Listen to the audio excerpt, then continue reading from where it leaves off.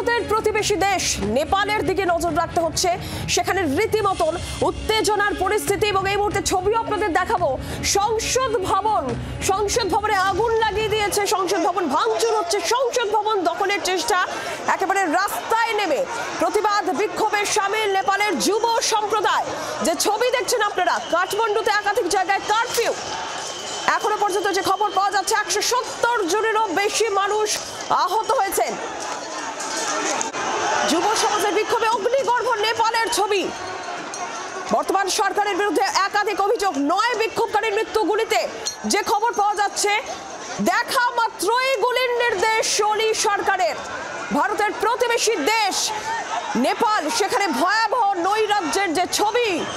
নেপালের সোশ্যাল মিডিয়ায় নিষেধাজ্ঞা ঘিরে চরম উত্তেজনা। গত বৃহস্পতিবার নেপালের সোশ্যাল মিডিয়ায় নিষেধাজ্ঞা জারি হয়। নেপাল সরকারের বিরুদ্ধে দুর্নীতির অভিযোগ ছিলই। কয়েক বছর ধরে বারবার আমরা দেখেছি নেপালে বিক্ষোভ, দুর্নীতির অভিযোগ, রাজতন্ত্র ফিরিয়ে আনার দাবি উঠেছে। আবারও হিন্দু রাষ্ট্র হোক, এই দাবি উঠছে। আর বৃহস্পতিবার যেখানে সোশ্যাল মিডিয়ায় নিষেধাজ্ঞা জারি, তারপর উত্তেজনা আরো চরমে পৌঁছয়। আজ সংসদ ভবন দখলের চেষ্টা, ভাঙচুর করা হয়, সংসদ ভবনে আগুন ধরিয়ে দেওয়া হয়। 9 বিক্ষোভকারীর মৃত্যুর খবর পাওয়া যাচ্ছে এবং এর মধ্যেই যে নির্দেশ, নেপাল সরকারের বিরুদ্ধে যেরকম দুর্নীতির অভিযোগ, যুব সম্প্রদায় পথে নেমে তারা একেবারে প্রতিবাদ বিক্ষোভে সামিল হয়েছেন। পুলিশের লাঠি চার্জ, জলকামান, 9 বিক্ষোভকারী, 9 জনের বিক্ষোভকারীর মৃত্যুর খবর পাওয়া যাচ্ছে। দেখা মাত্রই গুলির নির্দেশ।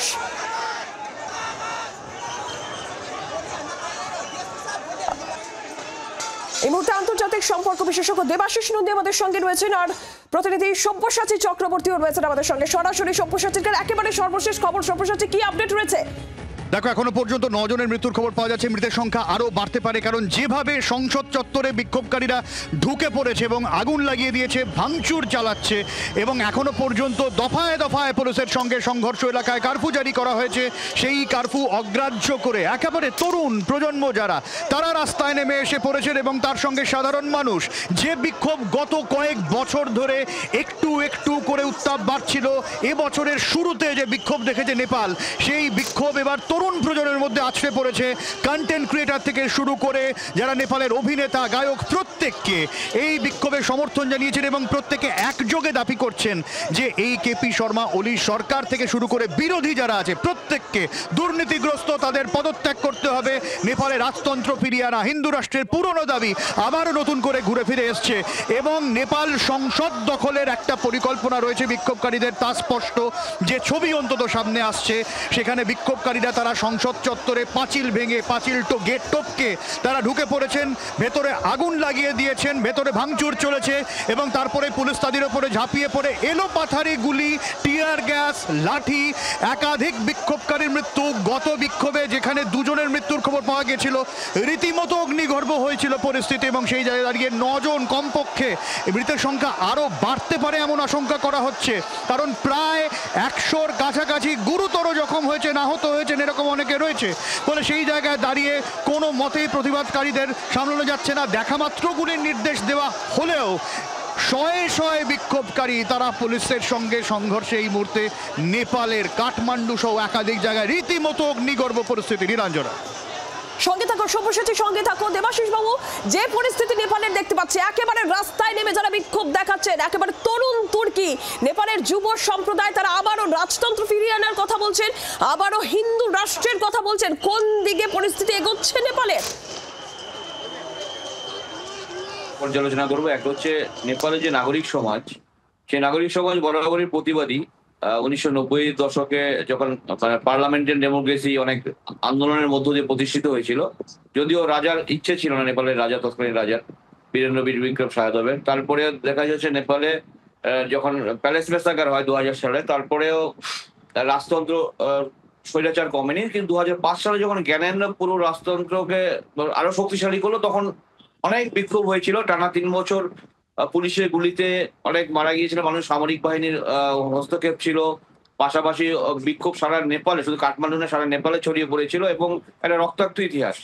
তারপরে মাওবাদীরা যখন ক্ষমতায় এলেন, তারপরেও নেপাল কিন্তু শান্ত হয়নি। 3-4টে কারণ। একটা হচ্ছে উন্নয়ন, একটা হচ্ছে দারিদ্রতা দূরীকরণ করতে পারেনি, বেকারত্ব দূর করতে পারেনি, পাশাপাশি যেটা হচ্ছে সামাজিক যে বিভাজন, অর্থাৎ সংবিধান, একটা ইনক্লুসিভ সংবিধান করতে পারেনি নেপাল। অর্থাৎ সেখানে সকলকে ভোটাধিকার দেওয়া হয়নি, সকলকে নাগরিকত্ব দেওয়া হয়নি, মধুসূদন দেওয়া হয়নি।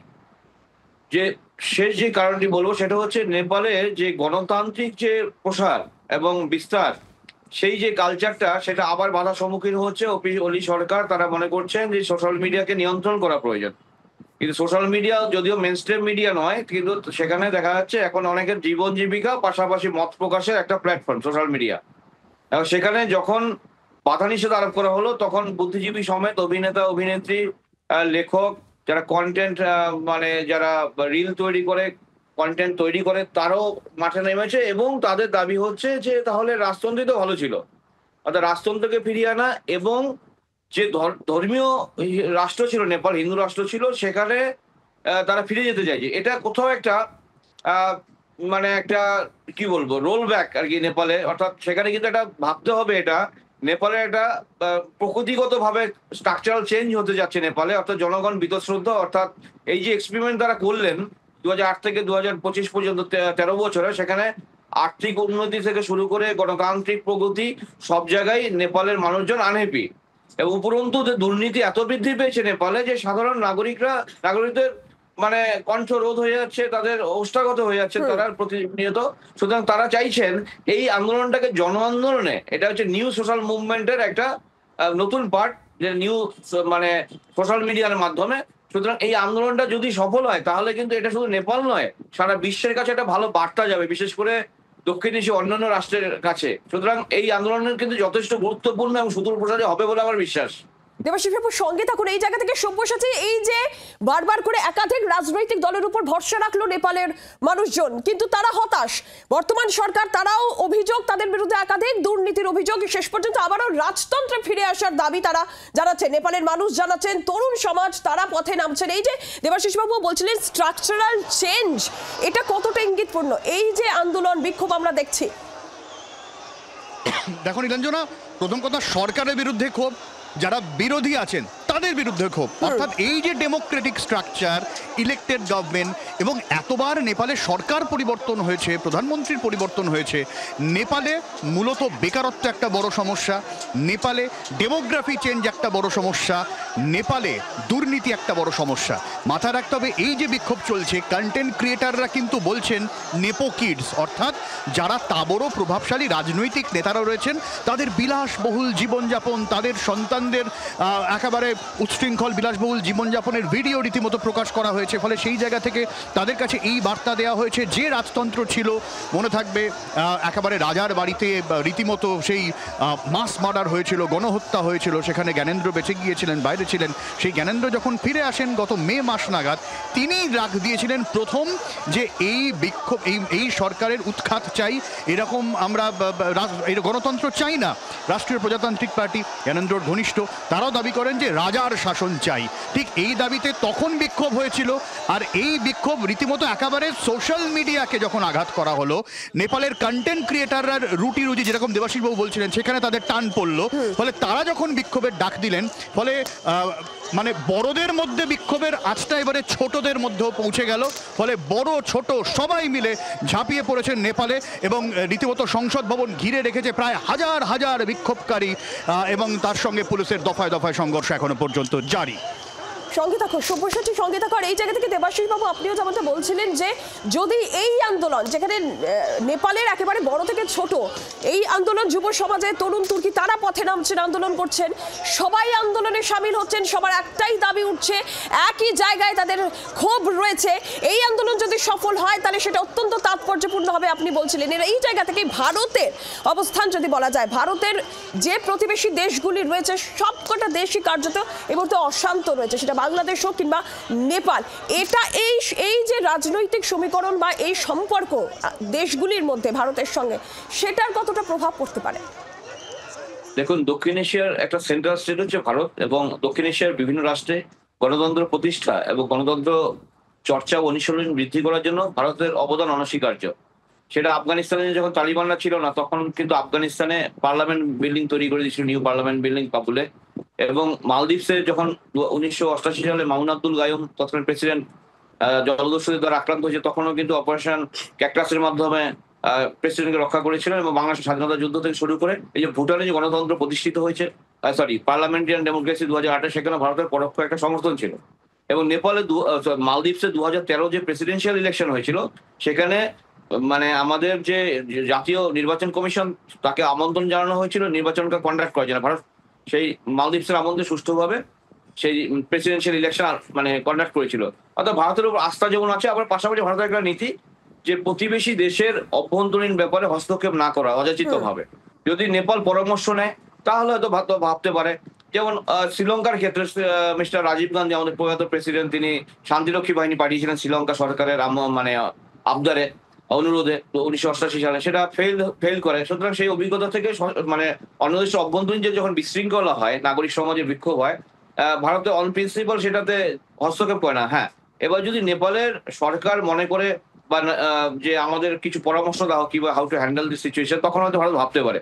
এখন দেখুন, আমরা যদি দেখি এন্টায়ার সাউথ এশিয়া যদি দেখি, ভুটান বাদে সমস্ত সাউথ এশিয়াতে একটা উত্তেজনা, গণতন্ত্রের সংকট। সেটা বাংলাদেশ বলুন, নেপালে শুরু হয়েছে, আফগানিস্তানে তালিবানদের দখলে চলে গেছে, পাকিস্তানে তো গণতন্ত্র নেই বললেই হয়, সামরিক শাসকরা প্রত্যক্ষ বা পরোক্ষভাবে শাসন করে। শ্রীলঙ্কাতে হ্যাঁ একটা নতুন সরকার এসেছে, সেই সরকার অনেকটা প্রো ইন্ডিয়ান এবং সেখানে নাগরিকদের সুযোগ সুবিধা দিচ্ছেন, নাগরিকরা খুশি। আমি শ্রীলঙ্কা ভিজিটে গেছিলাম এই বছর জানুয়ারিতে, এবং আমি নেপালেও গেছিলাম লাস্ট ডিসেম্বরে। তো আমি নেপালে যেটা বুঝেছি, পালস অধ্যাপকদের সাথে কথা বলে বা ওখানকার যে কর্তা ব্যক্তি এবং কিছু ডিপ্লোম্যাটস, তারা তাদের যেটা খুব সেটা বলছে, দুর্নীতিকে কোনোভাবে দমানো যাচ্ছে না। এবং একটা বড় মানে যেহেতু একটা মাল্টি এথনিক কান্ট্রি বা মাল্টি রিলিজিয়াস কান্ট্রি, সেখানে সকলকে নতুন সংবিধানে স্থান দেওয়া হয়নি, অর্থাৎ এক্সক্লুড করা হয়েছে। ফলে একটা আন্ডার কারেন্ট ছিলই। পাশাপাশি যেটা এই যে দুর্নীতিকে রোধ করার জন্য সরকার নিষ্ক্রিয়, পাশাপাশি একটা ক্ষোভ আছে নেপালে বেশি সংখ্যক মহিলারা মিডল ইস্টে কাজ করতে যায়, নারী এবং মহিলারা কাজ করতে যান সাউথ ইস্টে, যে গালফ কান্ট্রিতে যায়, এবং তাদের নিরাপত্তার একটা প্রশ্ন হচ্ছে। তারা দেশের কন্ট্রিবিউশন করে রেমিটেন্সের মাধ্যমে, কিন্তু তাদের যে নিরাপত্তা, তারা অনেক ইলিগাল মানে মাইগ্রেশন করে ওখানে, এবং তাদের কাগজপত্রের মাধ্যমে সেই সমস্ত দেশে পাঠানো হয়, তার উপর নজরদারি নেই। তারা টর্চার, ফিজিক্যালি অ্যাসল্টেড হচ্ছে, সেখানে নজরদারি নেই। অর্থাৎ দেশের জন্য তারা কন্ট্রিবিউট করছেন, কিন্তু দেশের সরকার সেইখানে নির্দিষ্ট কোনো রূপরেখা তৈরি করতে পারছেন না। এবং যেটুকু উন্নয়ন সেটা কাঠমান্ডু কেন্দ্রিক। অর্থাৎ এই যে মাওবাদের বাবর বাড়ান্ত বিভিন্ন মানে রুরাল এরিয়াতে বা মাউন্টেন এরিয়াতে বা বিভিন্ন ধরুন যেগুলো মানে জঙ্গল এরিয়া রয়েছে সেখানে, তো সেখানে কিন্তু উন্নয়নটা মূল মানে বিষয় আর কি। অর্থাৎ যেহেতু উন্নয়ন হয়নি, বেকারত্ব রয়েছে, সে কিন্তু অর্থাৎ একটা মানে খুব ক্যারিসমেটিক লিডারশিপের দরকার ছিল নেপালের। সেই লিডারশিপের অভাবে এবং নির্দিষ্ট দিশাহীন যে জনগণ মানুষ এখন, নির্দিষ্ট নেতৃবর্গের অভাবে এবং একটা ইনক্লুসিভ সংবিধানের অভাবে। সুতরাং এইগুলোর সমাধান না করা পর্যন্ত নেপালে কিন্তু বিক্ষোভ আরো ধুমায়িত হবে, এবং এই বিক্ষোভ শুধু কাঠমান্ডু নয়, সারা নেপালে ছড়িয়ে পড়বে বলে আমার বিশ্বাস। দেবাশিস বাবু, সঙ্গে থাকুন। আর এই মুহূর্তে যে খবর পাওয়া যাচ্ছে, কাঠমান্ডুর রাস্তায় সেখানে কিন্তু সেনা নেমে গেছে ইতিমধ্যেই। যে বিক্ষোভের ছবি আপনাদের আমরা দেখাচ্ছিলাম, সকাল থেকে বিক্ষোভ শুরু হয়েছে, বেলা গড়ানোর সঙ্গে সঙ্গে সেই বিক্ষোভ ক্রমশ আয়ত্তের বাইরে চলে যায়, নিয়ন্ত্রণের বাইরে চলে যায়। কাঠমান্ডুর রাস্তায় মুহূর্তে সেনা নেমেছে।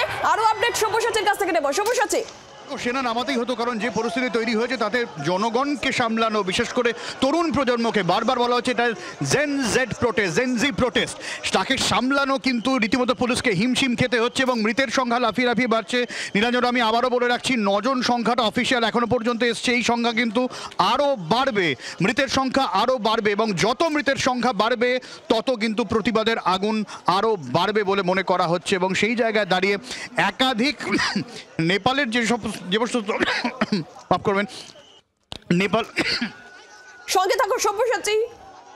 একদম যে ছবি আমরা দেখি, কাঠমান্ডুর রাস্তায় সেখানে সেনা নেমেছে, উত্তেজনার পরিস্থিতি, এবং সেনা নামাতেই হতো যে অবস্থা তৈরি হয়েছে, এবং দেখা মাত্রই গুলি করার নির্দেশও দেওয়া হয়েছে। এখনো পর্যন্ত অফিসিয়ালি যেটা জানা যাচ্ছে 9 জন বিক্ষোভকারীর মৃত্যু, কিন্তু সেই সংখ্যা বাড়তে পারে এই আশঙ্কার জায়গাও রয়েছে। 170 জনেরও বেশি আহত হয়েছেন। সংসদ ভবনে আগুন, ভাঙচুর, কার্যত সংসদ ভবন দখলের পরিকল্পনা ছিল। দেখা মাত্রই গুলির নির্দেশ ওলি সরকারের। সব্যসাচী, ধন্যবাদ তোমাকে। দেবাশিস বাবু, আপনাকেও ধন্যবাদ।